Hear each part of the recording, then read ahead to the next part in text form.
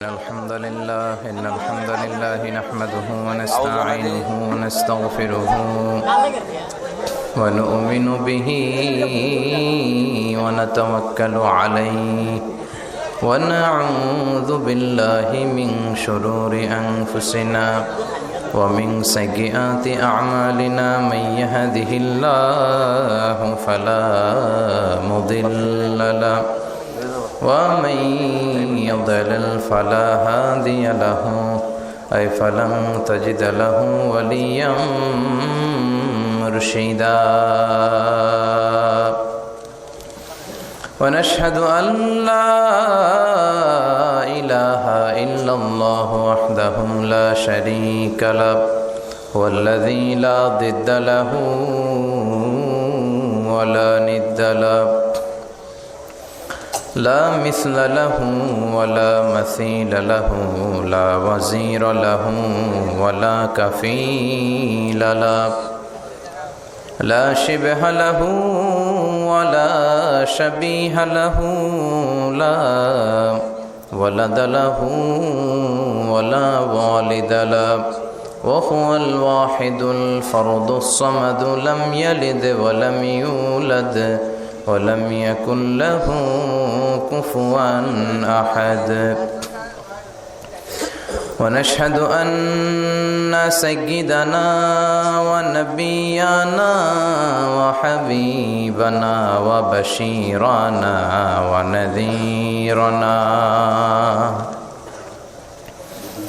وطبيبنا وطبيب أرواحنا وحبيبنا وحبيب ربنا محمدا عبد الله ورسوله أرسله بالحق بشيرا ونذيرا وداعيا إلى الله بإذنه وسراجا منيرا أما بعد فقد قال الله تعالى في كلامه المجيد وفي فرقانه الحميد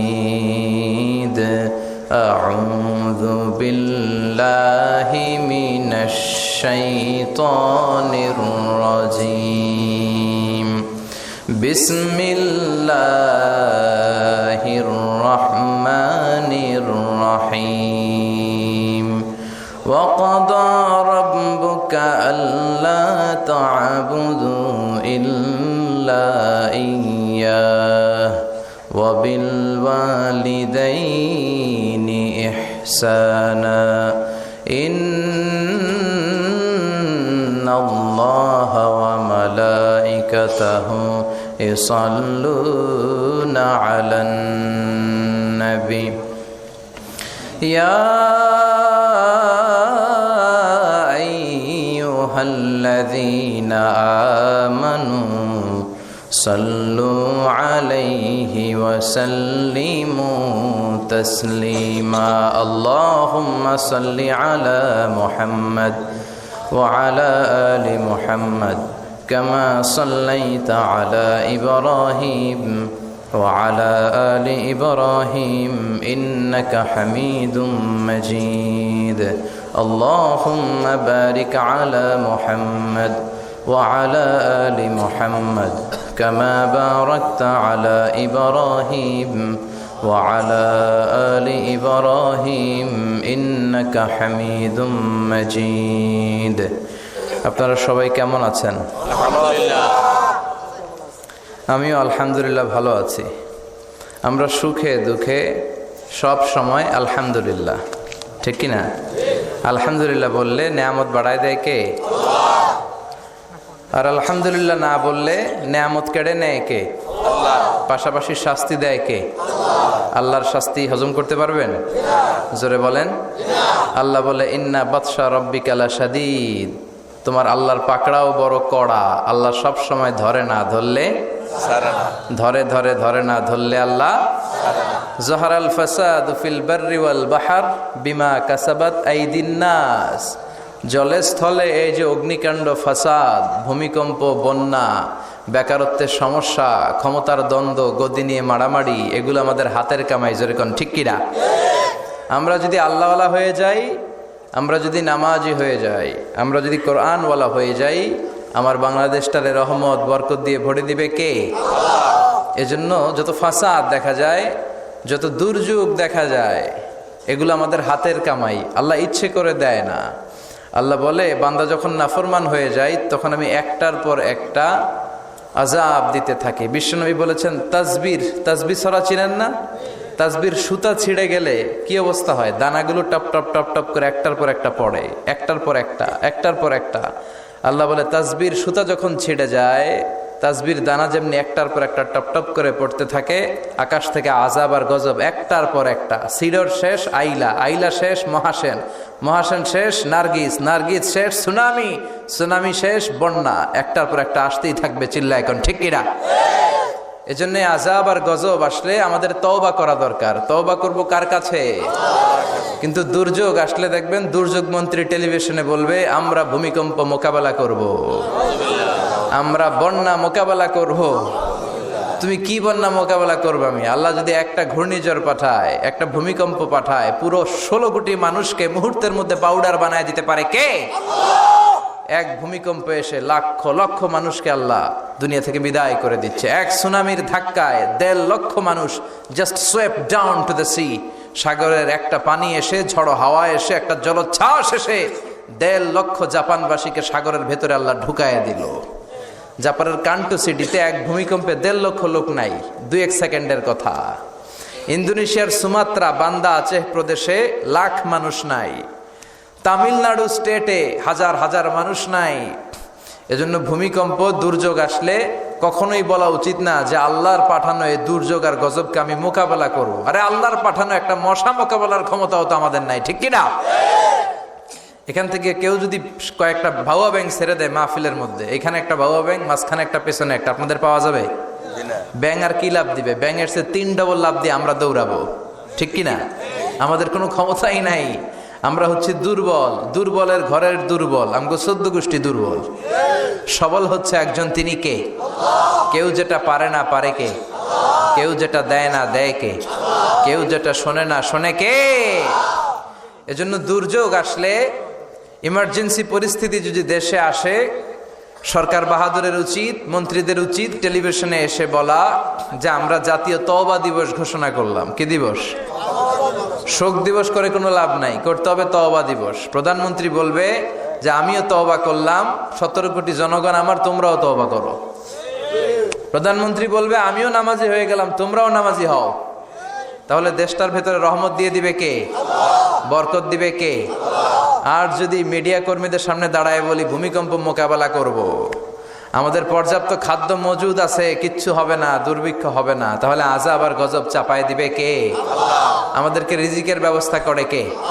ওয়ামা মিন দাব্বাতিন ফিল আরদি ইল্লা আলাল্লাহি রিজকুহা ওয়া ইয়ালামু মুস্তাকাররাহা ওয়া মুস্তাওদাআহা কুল্লুন ফি কিতাবিম মুবিন। আল্লাহ বলেন, রিজিকের মালিক আমি একজন, তিনি কে?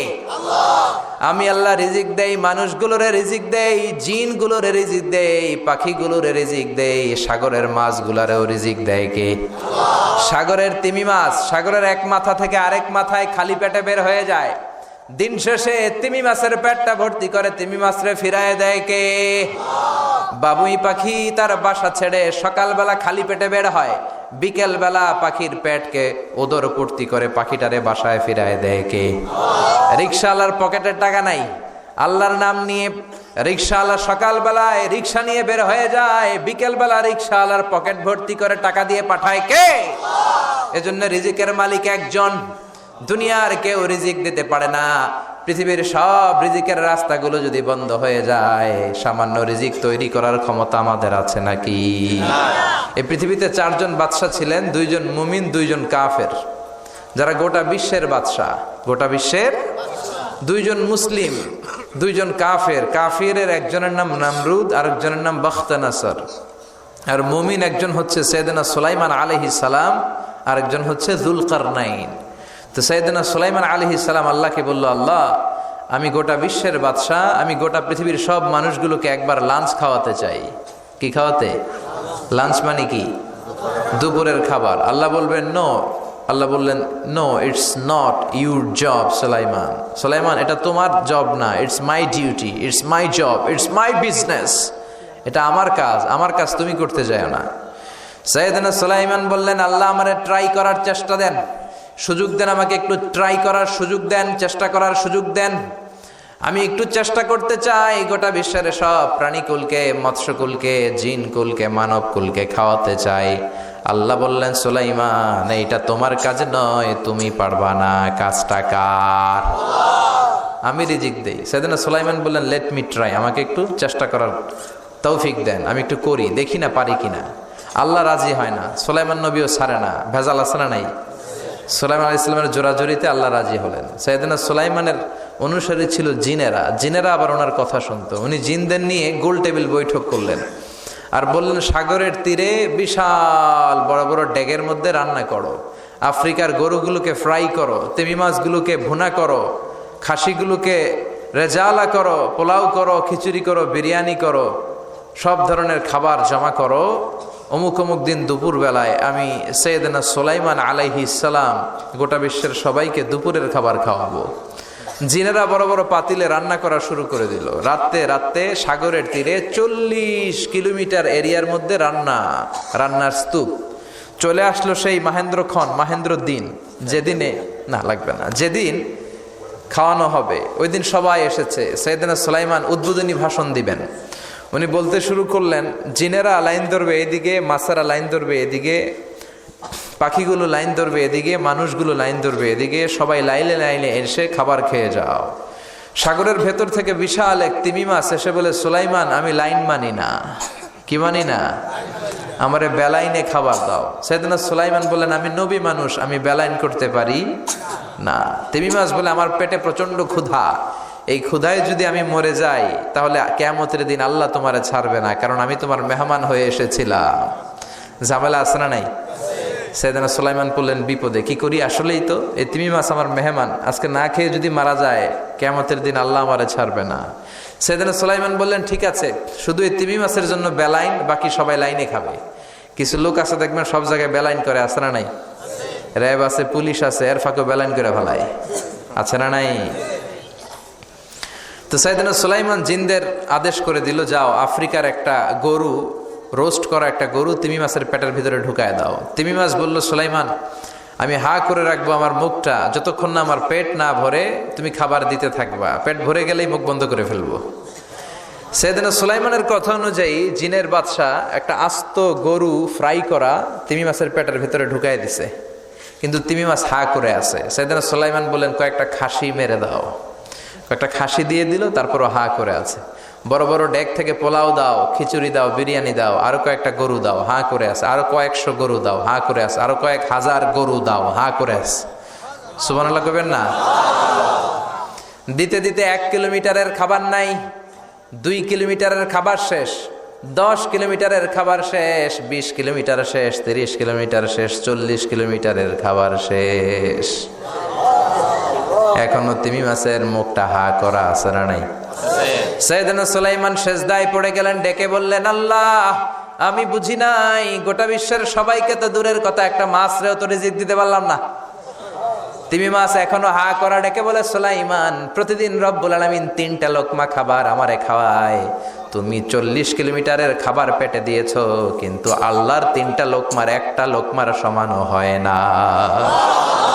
এজন্য আল্লাহ বললেন, ওয়ামা মিন দাব্বাতিন ফিল আরদি ইল্লা আলাল্লাহি রিজকুহা ওয়া ইয়ালামু মুস্তাকাররাহা ওয়া মুস্তাওদাআহা কুল্লুম ফি কিতাবিম মুবিন। আল্লাহু আকবার। এই পৃথিবীতে যত প্রাণী আছে, মানুষ আছে, সবাইকে রিজিক দেয় কে?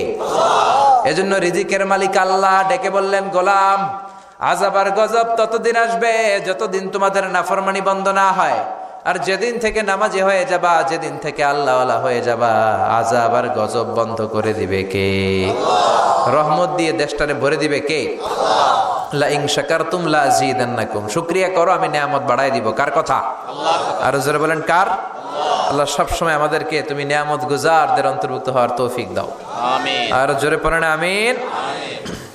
না সাথী একটা দুইটা কুয়াশা করে না, শুকরিয়া না, লাগবে না শুকরিয়া, এটা রহমতের কুয়াশা। আলহামদুলিল্লাহ পড়েন, সমস্যা হবে না ইনশাআল্লাহ। টিস্যু আছে তো, মুছে নেওয়া যাবে। নাওতলা পশ্চিম পাড়া জামে মসজিদের উদ্যোগে 23তম বার্ষিক ওয়াজ ও দোয়ার মাহফিল। 23 বছর ধরে এখানে কোরআনের কথা হয়, আমরা খুশি না বেজার?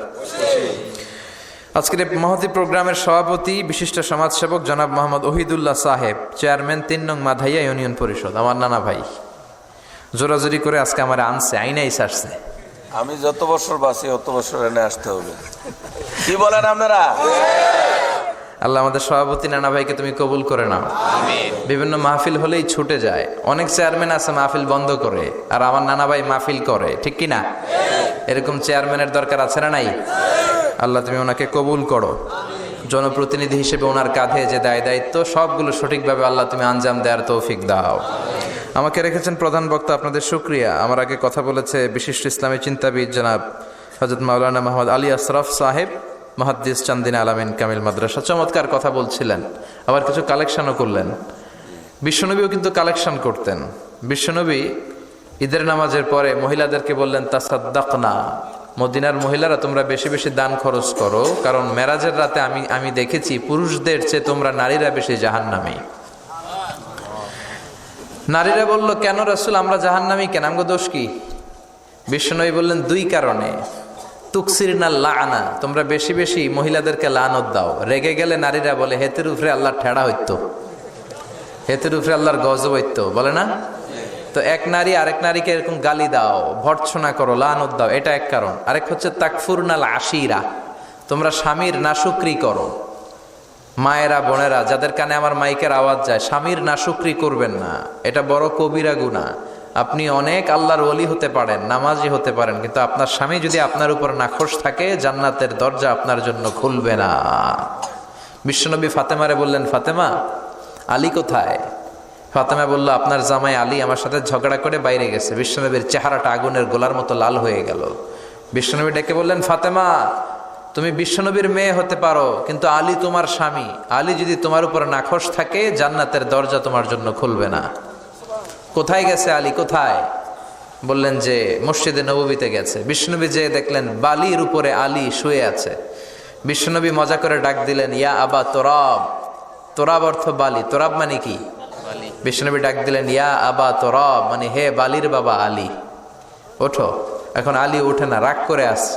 বিশ্বনবী এদিক দিয়ে তাকায়, আলী ওইদিকে তাকায়। বিশ্বনবী ওদিকে আসলে আলী এদিকে তাকায়, মনে মনে করে এতক্ষণ আপনার মাইয়াই গুতাইছে, এখন আপনি গুতাইতেছেন। বিশ্বনবী যাই বললো, আলী রাগ করো না, ওঠো, তুমি আমার চাচাতো ভাই, আমার ঘরেই তো তুমি মানুষ হয়েছো। ঘাপটি মেরে হাতটা ধরে টান দিলেন। সাইয়েদনা আলী উঠতে বাধ্য হলেন।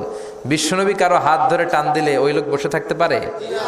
উঠে গেলেন, ঘরে নিয়ে আসলেন। নিয়ে এসে বিশ্বনবী খাটের মাঝখানে শুইলেন, ডান দিকে শোয়ালেন আলীকে, বাম দিকে শোয়ালেন ফাতেমাকে। এবার মেয়ের জামাইকে আর মেয়েকে বুঝাতে লাগলেন, নসিহত করতে লাগলেন, গল্প শোনাতে লাগলেন। কি রোমান্টিক শ্বশুর!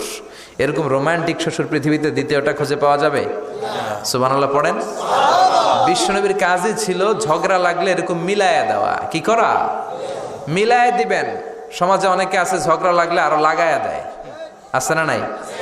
আগুন লাগলে কি দিয়ে নিবান? পানি ডালতে হয়, অনেকে তেল ডালে। কি ডালে?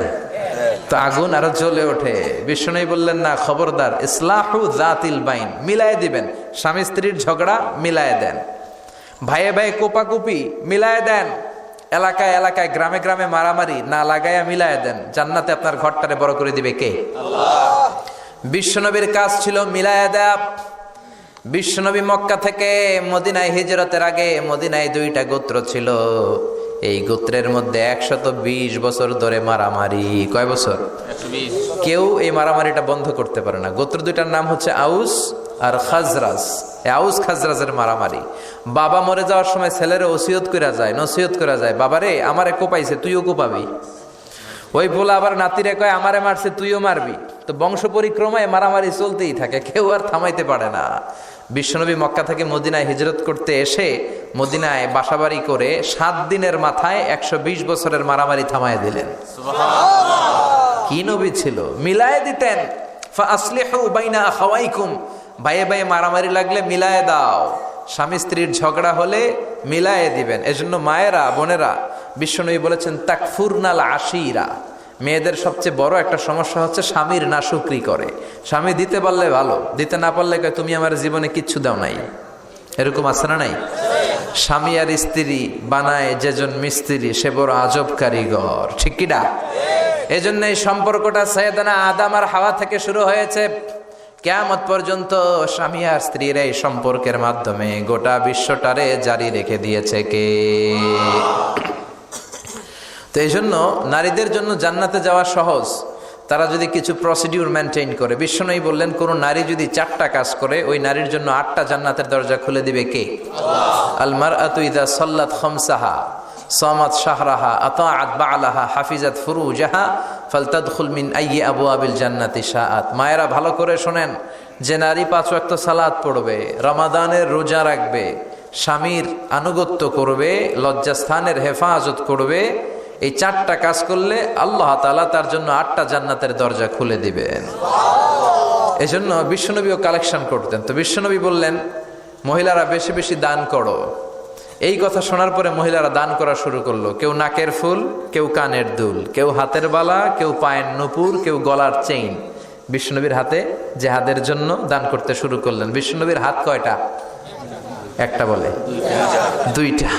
তো 2 হাতে বিশ্বনবী আর কয়টা নেবেন? আর নিতে পারে না। বেলালরে বললেন বেলাল তোমার চাদরটা নিয়ে আস। বেলাল এরকম চাদর নিয়ে ধরলেন। বিশ্বনবী কালেকশনের ওয়াজ শুরু করলেন আর বেলাল কালেকশনের সব জিনিসপত্র গুছাতে লাগলো। কোন সুবহানাল্লাহ। এজন্য কালেকশন করাটাও সুন্নাত, তবে ওটা একটা লিমিটেশনের মধ্যে, একটা সৌন্দর্যের মধ্য দিয়ে। কিছু কিছু মাদ্রাসার ছেলে মেয়েদেরকে চাল ওঠানোর জন্য বাড়ি বাড়ি পাঠায়, আসে না নাই? এদের ছোটবেলা থেকে মানসিকতাগুলো নষ্ট করে দেওয়া হয়। কেমন করে অন্যের কাছে হাত পাতবে এটা শেখানো হয়। ইসলাম বলে আল ইয়াদুল উলিয়া খায়রুম মিনাল ইয়াদিস সুফলা, উপরের হাত নিচের হাতের চেয়ে উত্তম। যে দেয় আর যে নেয় তাদের মধ্যে সেরা যে দেয়। চিল্লায় এখন ঠিক কিনা? আবার ইসলাম বলে দেওয়ার সময়ও ভারসাম্য করে দিবা, দেওয়ার সময় কিপটামি করা যাবে না, আবার ঘরে যা আছে সবও দিয়ে দেওয়া যাবে না, ঠিক কিনা? বিশ্বনবীর গায়ে একবার একটা জুব্বা, কয়টা? এক ভিক্ষুক এসে বলে নবী আমার জুব্বা নাই, আমার জুব্বা দেন। দয়ার নবী মায়ের নবী নিজের জুব্বাটা খুলে দিয়ে ওই ভিক্ষুকের হাতে তুলে দিলেন। এখন নবীর গায়ে কোনো জুব্বা নাই। বিশ্বনবী এখন ঘর থেকে বেরোতে পারে না। সাহাবারা এসে ঘরে নক করে, বিশ্বনবী বেরোতে পারে না। আল্লাহ আয়াত নাজিল করলেন ওয়াল্লাযীনা ইযা আনফাকু লাম ইউসরিফু ওয়া লাম ইয়াকতুরু ওয়া কানা বাইনা যালিকা কওয়ামা। মুমিন বান্দাদের গুণাবলী যখন দান করে কিপটামি করবে না, আবার অপচয়ও করবে না। এই আয়াত দিয়ে আল্লাহ বুঝাতে চাইলেন, নবীরে ধমক দিলেন, ও নবী 2টা জামা থাকলে একটা দিতেন, 3টা থাকলে একটা দিতেন, একটা যখন ছিল এইটা দিলেন কেন? এখন নিজে পড়বেন কি? সুবহানাল্লাহ কইবেন না? ইসলাম তো ব্যালেন্সড রে ভাই, ইসলাম ভারসাম্যপূর্ণ। ইসলামের সব বিধানগুলো আপনার সাথে স্যুট করবে, ম্যাচ করবে, এটা জীবন ঘনিষ্ঠ। ইসলামে এমন কোনো বিধান দেয়া হয় নাই যেটা আপনার খারাপ লাগবে। অন্যান্য সব ধর্মের প্রতি শ্রদ্ধা রেখেই বলি, আমার ইসলাম যে আহকাম আমাদেরকে দিয়েছে এরকম বিধান কোনো ধর্মের ভেতরে নাই। চিল্লা এখন ঠিক কিনা? হিন্দু ভাইদের প্রতি আমি শ্রদ্ধা রাখি, কারণ অনেক হিন্দু আমার মাহফিলে এসে কথা শুনে। হিন্দু ধর্মের একটা নিয়ম ছিল সতীদাহ প্রথা। স্বামী মারা গেলে ওয়াইফকেও স্বামীর সাথে বেঁধে আগুন দিয়ে জ্বালায় দাও, ছিল না নিয়মটা? রাজা রামমোহন রায় এসে এটা উঠায় দিল। হিন্দু ধর্মে এখনো একটা নিয়ম আছে, পাক্কা হিন্দু হইতে হলে আপনাকে গোমূত্র পান করতে হবে, মানে গরুর পেশাব। লা ইলাহা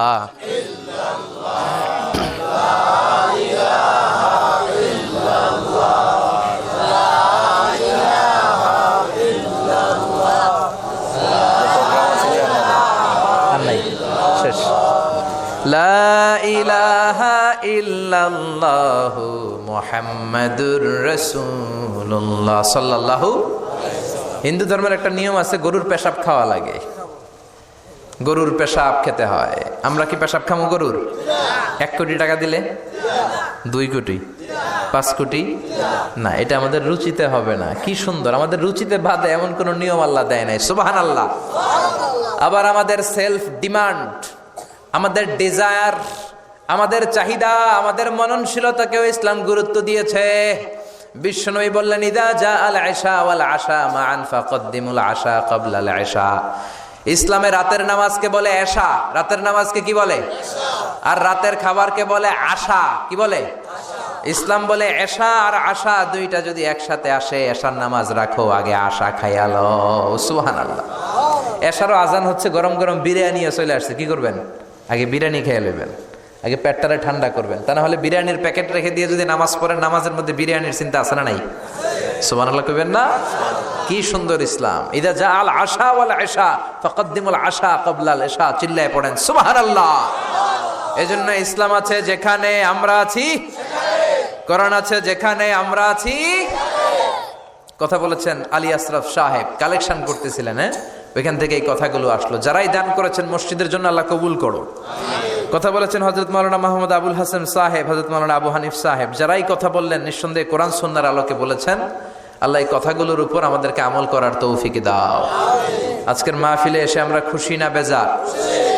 আসুন আমরা তাকবীর দিয়ে আমাদের এই খুশির ধারাবাহিকতা বজায় রাখি। আমি পড়বো লিল্লাহে তাকবীর, আপনারা আমার সাথে তাকবীর দিবেন। পড়বেন আল্লাহু আকবার। পড়েন লিল্লাহে তাকবীর, লিল্লাহে তাকবীর, লিল্লাহে তাকবীর।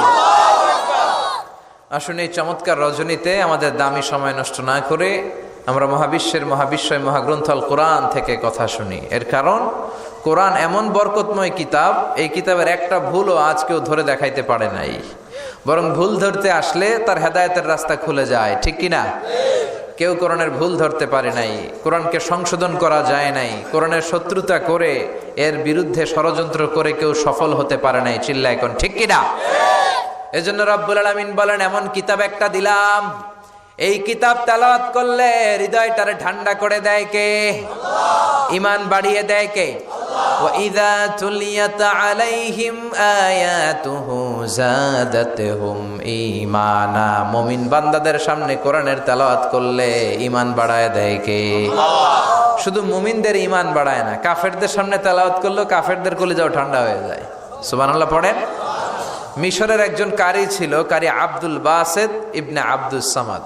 ওনাকে নিয়ে মিশরের প্রেসিডেন্ট জামাল আব্দুল নাসের রাশিয়াতে একটা সফর করলো। তখন আবার রাশিয়ার নাম ছিল সোভিয়েত ইউনিয়ন। কি ছিল? সোভিয়েত ইউনিয়ন, এখন হয়েছে রাশিয়া। বিশাল মন্ত্রী পরিষদের বহন নিয়ে গেল। রাশিয়ার প্রেসিডেন্ট মিশরের প্রেসিডেন্টকে লাল গালিচার সংবর্ধনা দিয়ে ওয়েলকাম করলো। এবার মিশরের প্রেসিডেন্ট তার মন্ত্রী পরিষদকে পরিচয় করায় দিচ্ছে যে এটা হচ্ছে আমার হোম মিনিস্টার, এটা আমার এডুকেশন মিনিস্টার, এটা আমার ফিনান্স মিনিস্টার।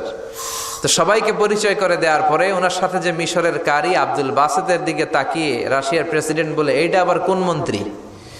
এটা হোমমন্ত্রী, এটা শিক্ষামন্ত্রী, এটা অর্থমন্ত্রী, এই যে জুব্বা পরা এই লোকটা, এটা আবার কোন মন্ত্রী? তো মিশরের প্রেসিডেন্ট বলে, এটা আমাদের কোনো মন্ত্রী না, এটা আমগো কারি। এটা কি? হেরা কি কারি কি বুঝে? এরা বলতেছে কারি আবার কি? তো মিশরের প্রেসিডেন্ট জামাল আব্দুল নাসের বলে, he is the reciter of our holy book Quran. তিনি আমাদের ধর্মীয় গ্রন্থ কোরআন তেলাওয়াত করে আমাদেরকে শোনায়। আমরা আমাদের বিভিন্ন প্রোগ্রামে ওনাকে ইনভাইট করি, উনি আমাদের ধর্মীয় গ্রন্থ আবৃত্তি করে শোনায়। তো রাশিয়ার প্রেসিডেন্ট বলে, তোমাদের ধর্মগ্রন্থ আবৃত্তি করে শোনায়? তোমাদের প্রোগ্রামে আজকে রাতেও তো আমাদের জাতীয় প্রোগ্রাম, একটা বড় প্রোগ্রাম আছে, যেই প্রোগ্রামে আমরা সবাই মদ খাবো আর বেলি ড্যান্স দেখবো। কোমর দুলানো ডান্স, রূপবানে নাচে কোমর দুলাইয়া, এই কোমর দুলানো ডান্স আমরা দেখব। তো তুমি যদি বলো আজকের এই ডান্স বন্ধ করে আমরা তোমাদের কারি সাহেবের কাছ থেকে তেলাওয়াত শুনতে পারি। জামাল আব্দুল নাসের বলল, ঠিক আছে তাই করেন, ডান্স বন্ধ করে দেন। তো রাশিয়ার প্রেসিডেন্ট কয়, ওকে ডান, দ্য ডিসিশন ইজ ফাইনাল। আজকে রাতে কোমর দুলানো নৃত্য হবে না, আজকে তোমাদের কারি সাহেবের তেলাওয়াত শুনবো আর মদ খাবো। কি খাবো? ড্যান্স বন্ধ করছে, মাগার মদ বন্ধ করে নেই। তো আব্দুল বাসেদ রাজি হলেন, ওনাকে নিয়ে যাওয়া হলো। সিঙ্গাররা গিটার দিয়ে যেখানে গান গায় ওখানে বসানো হলো ওনারে। আর সবার হাতে মদ, হুইস্কি, রেড ওয়াইন, অ্যালকোহল নিয়ে বসেছে যে মদ খাবে। রাতে এরা মদ খায়, 2-1 প্যাক না খেলে এদের ঘুম হয় না। তো আব্দুল বাসেদ ওই দিন তেলাওয়াত করেছিলেন চোখ বন্ধ করে। আর চোখ বন্ধ করার আগে, তেলাওয়াতের আগে আল্লাহর বলেছেন, আল্লাহ এই যে এতগুলো কমিউনিস্ট লিডার, আমি আমার গলায় তুমি যত সুর দিয়েছ, আমি দরদ দিয়ে তেলাওয়াত করব, তুমি তোমার কোরআনের বাণীটা এই কমিউনিস্ট কাফের লিডারদের অন্তরের ভিতরে ঢুকাইয়া দিও। সবাই মদ নিয়ে রেডি। উনি শুরু করলেন আউযু বিল্লাহি মিনাশ শাইতানির রাজিম বলে তেলাওয়াত শুরু করলেন। ওনার তেলাওয়াত যখন শুরু হলো, কেউ আর মদ খায় না, মদের গ্লাস রেখে দিয়ে সবাই ওনার দিকে তাকিয়ে রইল। উনি ওনার কণ্ঠে যত দরদ ছিল, সুর ছিল, সুরের ঝংকার ছিল, মেলোডি ছিল, ভয়েস ছিল, সব উজাড় করে কোরআন তেলাওয়াত করতে লাগলেন। কমিউনিস্ট লিডারগুলো তেলাওয়াত শুনতে শুনতে মনের অজান্তে চোখের পানি ছাড়তে শুরু করছে। লম্বা সময় তিনি তেলাওয়াত করলেন, ওরাও মদ খাওয়া রেখে দিয়ে কান্না জুড়ে দিল। তেলাওয়াত শেষ, চোখ খুলে দেখে কেউ মদ খায় নাই, সবার চোখে পানি। মিশরের প্রেসিডেন্ট জামাল আব্দুল নাসের ওদেরকে বলল, did you understand the meaning of the verses of the holy Quran? এই যে আমাদের কারি সাহেব তেলাওয়াত করছে, তোমরা কি অর্থ বুঝছো? কয় না, বুঝি নাই। তো কান্দলা কেন, চোখে পানি কেন? কমিউনিস্ট কাফের লিডাররা বলে, আমাদের জীবনে এত সুন্দর তেলাওয়াত, সুরেলা কণ্ঠ আমরা শুনি নাই। এই তেলাওয়াতটা শুনে আমাদের হৃদয় ঠান্ডা হয়ে গেছে, যদিও বুঝি না, কিন্তু হৃদয়টা ঠান্ডা ঠান্ডা লাগে, অন্তরটা প্রশান্ত প্রশান্ত লাগে। আমাদের অন্তরে অনেক জ্বালা, অনেক যন্ত্রণা, আমাদের অনেক দুঃখ আর কষ্ট, এগুলোকে ভুলে থাকার জন্য আমরা রাতে বেলি ড্যান্স দেখি আর মদ খাই। তবে এরকম কারি যদি আমাদের দেশে থাকতো, আমরা বেলি ড্যান্স না দেখে প্রতিদিন রাতে তেলাওয়াত শুনতাম। ওই কোরআন আজও আছে না নাই? আজ সেই কোরআন আছে, হাদিস আছে, সেই ঈমান আর মানুষ নে, সেই আলী হায়দারে ওসমান নে। আজানের ধ্বনি আছে আগেরই মতোই, আজানের ধ্বনি আছে আগেরই মতোই, বেলালের সেই রূহ নেই, বেলালের সেই রূহ নেই। আজ সেই কোরআন আছে, হাদিস আছে, সেই ঈমান আর মানুষ নেই, সেই আলী হায়দারে ওসমান নেই। চিল্লা এখন ঠিক কিনা? এজন্য কোরআন আজও আছে। ওই কোরআন থেকে দরদ দিয়ে তেলাওয়াত করতে পারলে কাফেরদের হৃদয়কেও ঠান্ডা করে দিবে কে?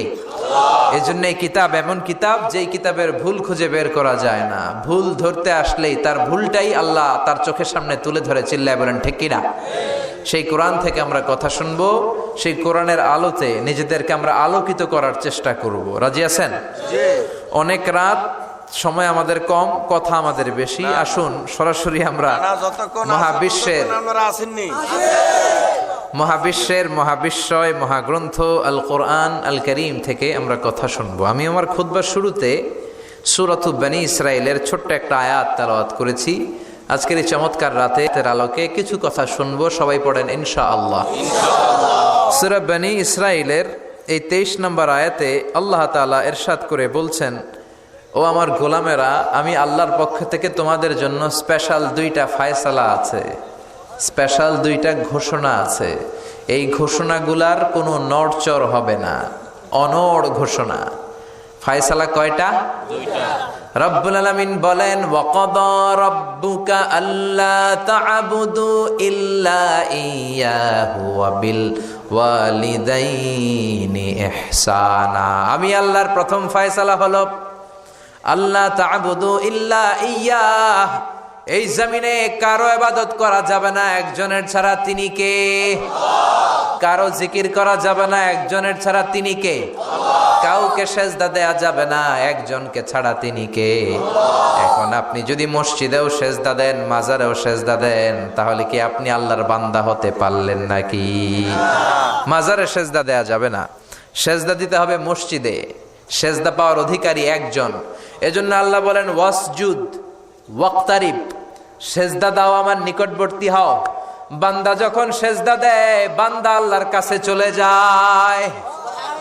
দেখা যায় মসজিদের মধ্যে সেজদা পড়ে, কার্পেটের মধ্যে সেজদা পড়ে, জায়নামাজে পড়ে। আল্লাহ বলে, না, জায়নামাজে পড়ে নাই, আমি আল্লাহর কুদরতি পায়ের উপরে তোর সেজদাটা পড়েছে। এজন্য সেজদা দেওয়ার দরকার আছে না নাই? যারা সেজদা দেয় তাদের সাথে কোরআনের আইন বাস্তবায়নের দরকার আছে না নাই? এজন্য আল্লাহ বললেন, আমার ফায়সালা 2টা। জোরে বলেন কয়টা? এক নাম্বার ফয়সালা, আল্লাহ তা'বুদু ইল্লা ইয়া, এক আল্লাহ ছাড়া অন্য কারো ইবাদত করা যাবে না। আল্লাহ বললেন জিন জাতি আর মানব জাতি, এই দুইটা জাতিকে আমি তৈরি করেছি শুধুমাত্র আমার ইবাদতের জন্য। কার কথা? আমা খালাকাতুল জিন্না ওয়াল ইনসা ইল্লা লিয়াবুদুন, জিন জাতি এবং মানব জাতিকে আমি তৈরি করলাম আমার ইবাদতের জন্য। কার ইবাদত? ডাকবেন কারে? নাকি খাজা বাবারে?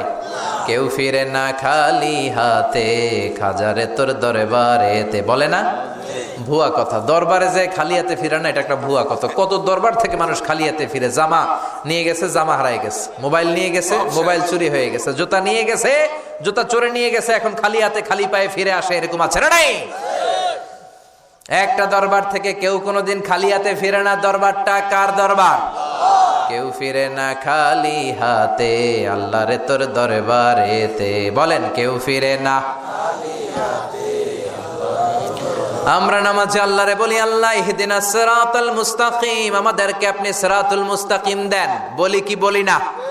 আল্লাহ বলে ওয়া আনি'বুদুনি হাযা সিরাতুম মুস্তাকিম, তোমরা আমি আল্লাহর ইবাদত করো, আমি আল্লাহর ইবাদত করাটাই হলো সিরাতুল মুস্তাকিম। সুবহানাল্লাহ।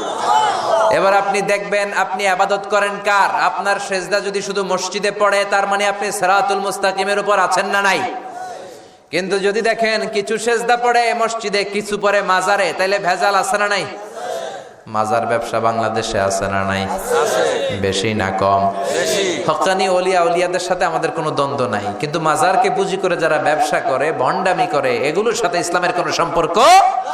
দো দিল বান্দা কালমা চোর, না পায় শ্মশান না পায় ঘর, দিন থাকিতে আয়রে পথে ছাইড়া দে ভণ্ডামি, ভণ্ডামি ভণ্ডামি ভণ্ডামি, ছাইড়া দে ভণ্ডামি। নামাজ কালাম পড়ে না, ইবলিশ শয়তানের নানা, আছে না নাই?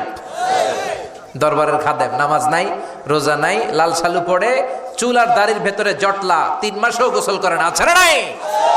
নামাজ রোজা করে না, ইবলিশ শয়তানের নানা, ধর্মের একখান খুঁটি ধইরা কয়দিন করবা হয়রানি, ভণ্ডামি ভণ্ডামি ভণ্ডামি, ছাইড়া দে ভণ্ডামি। ঠিক কিনা? এরকম ভণ্ডামের সাথে ইসলামের কোনো সম্পর্ক। এজন্য আল্লাহ বললেন গোলাম সেজদা দিবা একজন রে, তিনি কে? এই পৃথিবীতে আল্লাহ যত নবী পাঠিয়েছেন, যত রসুল পাঠিয়েছেন, সব রসুলের দাওয়াত ছিল একটা। কয়টা? কোন নবীর সাথে আরেক নবীর কথার কোনো গরমিল ছিল নাকি? এক নবী বলছে আল্লাহর ইবাদত করো, আরেক নবী এসে বলছে কৃষ্ণের ইবাদত করো, এরকম হয়েছে? এক নবী বলে আল্লাহর ইবাদত করো, আরেক নবী বলে গৌতম বুদ্ধের ইবাদত করো, এরকম আছে নাকি? সব নবীরা বলেছে ইয়া কওমি ইবুদুল্লাহ মা লাকুম মিন ইলাহিন গায়রুহু আফালা তাত্তাকুন, ও আমার কওমের লোকেরা ইবাদত করবা একজনের, তিনি কে? আল্লাহ। তাহলে আল্লাহ বললেন গোলাম আমার ফয়সালা দুইটা। প্রথম ফয়সালা আল্লাহ তা'বুদু ইল্লা ইয়া, ইবাদত আমি আল্লাহ ছাড়া অন্য কারো করা যাবে না। যার ইবাদত করা হয় তারে বলা হয় আরবিতে মাবুদ। আমাদের মাবুদ কে? আমাদের মাবুদ হচ্ছে আল্লাহ। তাহলে আল্লাহর প্রথম ফয়সালা, ইবাদতের হকদার, ইবাদত পাওয়ার উপযুক্ত মহাবিশ্বে কেবল একজন সত্তা, তিনি কে? আল্লাহ। আল্লাহর এই ফয়সালার সাথে, সিদ্ধান্তের সাথে আপনার একমত? দ্বিমত নাই কেউ? কেউ নাই? তাহলে দ্বিতীয় ফয়সালাটা শুনি। হ্যাঁ, আল্লাহ বললেন ওয়াবিল ওয়ালিদাইনি ইহসানা, আমি আল্লাহর প্রথম ফয়সালা, আমি ছাড়া কারো ইবাদত চলবে না। আমি আল্লাহর দ্বিতীয় ফয়সালা, মাতা পিতার সাথে তোমরা ইহসান করবা, মাতা পিতার সাথে ভালো আচরণ করবা, মাতা পিতার কাছ থেকে দোয়া নিবা। আল্লাহর দ্বিতীয় ফয়সালা মা বাবাকে নিয়ে, প্রথম ফয়সালা আল্লাহকে নিয়ে। স্বয়ং আল্লাহর ব্যাপারে আল্লাহ বললেন আমার ইবাদত ছাড়া অন্য কারো ইবাদত চলবে না। দ্বিতীয় ফয়সালা বললেন আমার ইবাদতের পরেই যে বড় ফরজটা তোমাদের উপর আমি চাপিয়ে দিলাম, মাতা পিতার খেদমত। চিল্লায় কোন আল্লাহু আকবার। আল্লাহর ইবাদত করা যেমনি ফরজ, মা বাবার খেদমত করাও ফরজ করেছে কে? নাকি মা বাবার খেদমত নফল, নাকি অপশনাল? এটা কেউ কম্পালসারি করেছে কে? মা বাবা আপনার সবচেয়ে বড় পীর, মা বাবা আপনার সবচেয়ে বড় দামি জিনিস।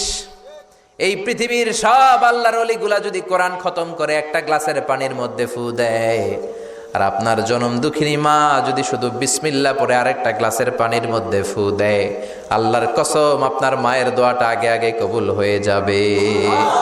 ওগো মা তুমি এই ধরনের শ্রেষ্ঠ নেয়ামত, তোমারই পদ তলে রয়েছে জান্নাত। ওগো মা তুমি এই ধরনের শ্রেষ্ঠ নেয়ামত, তোমারই পদ তলে রয়েছে জান্নাত। ঠিক কিনা?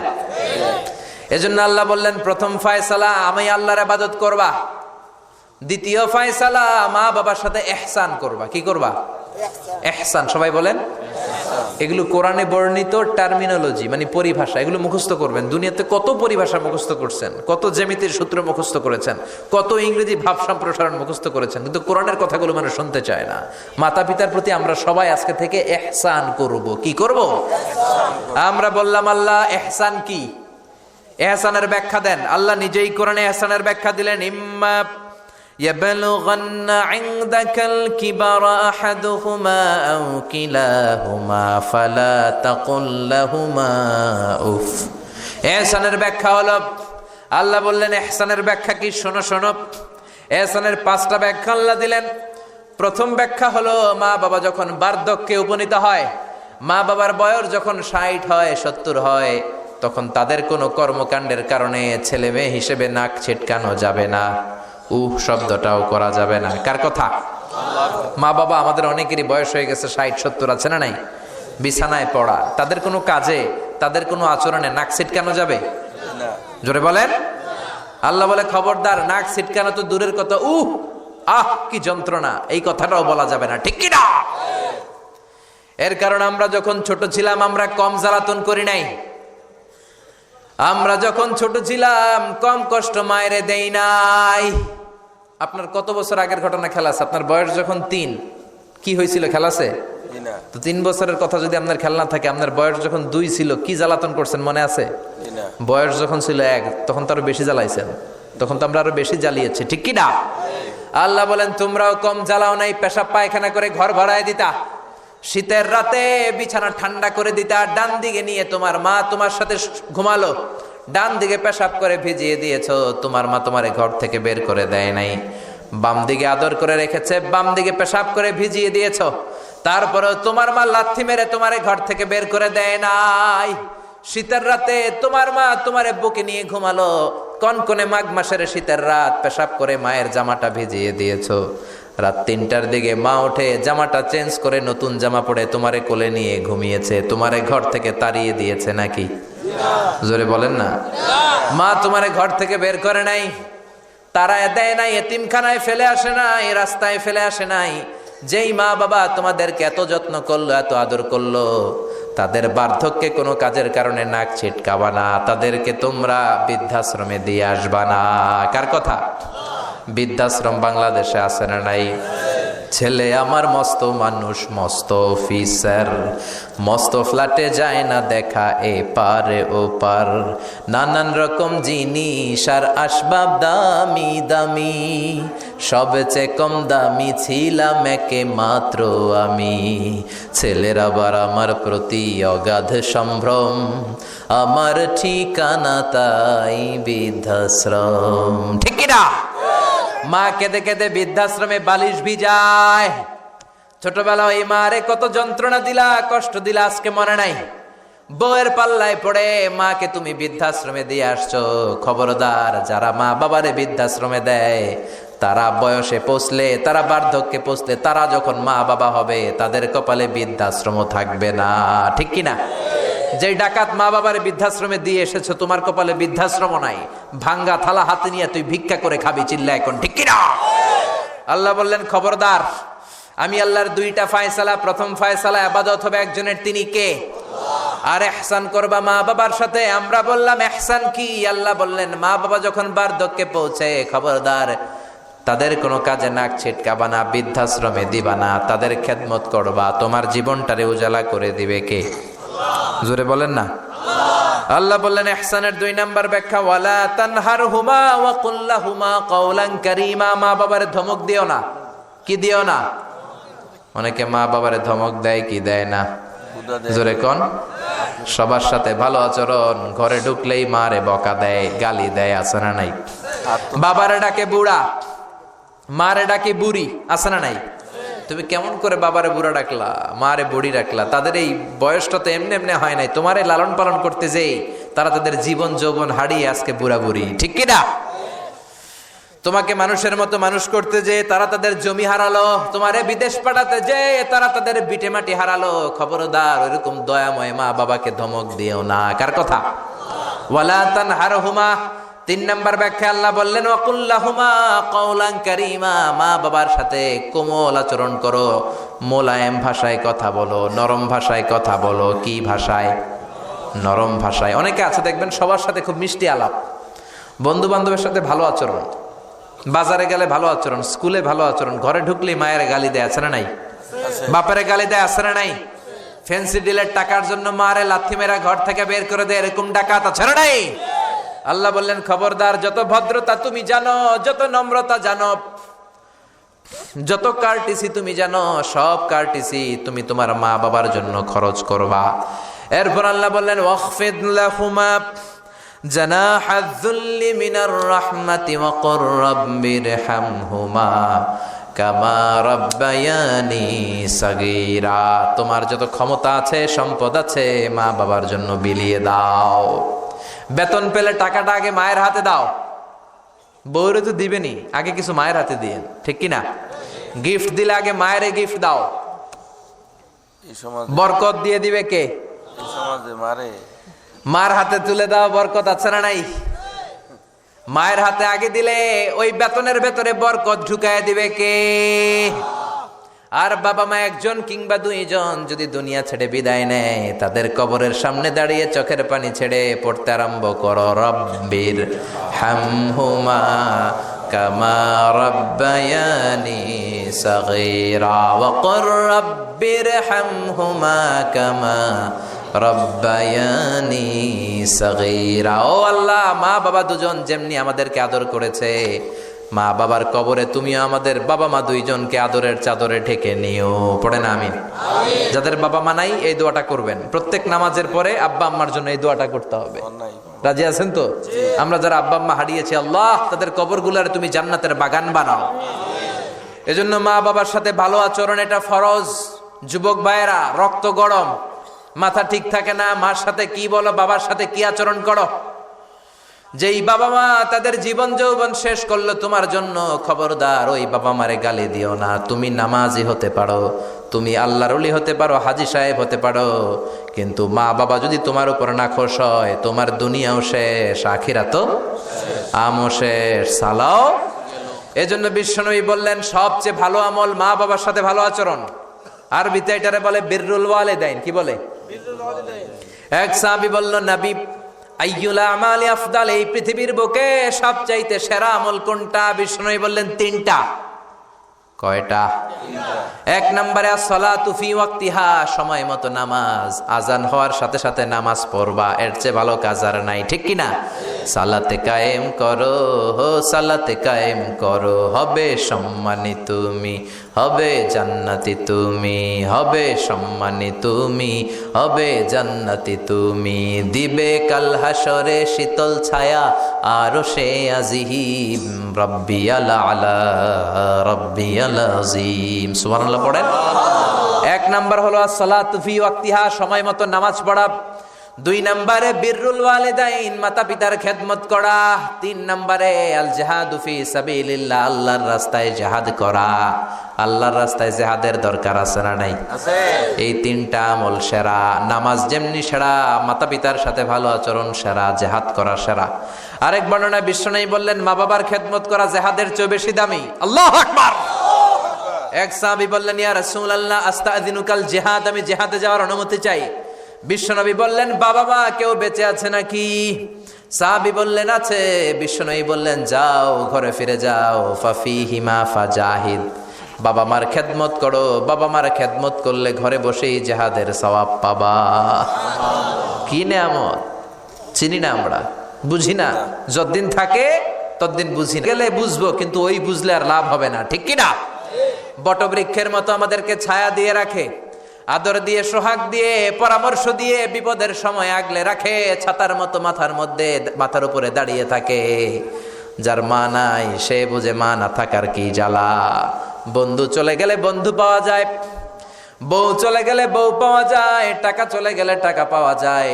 জনম দুঃখিনী মা যদি দুনিয়া থেকে একবার বিদায় নেয়, ওই মারে আর পাওয়া যাবে নাকি? জোরে বলেন।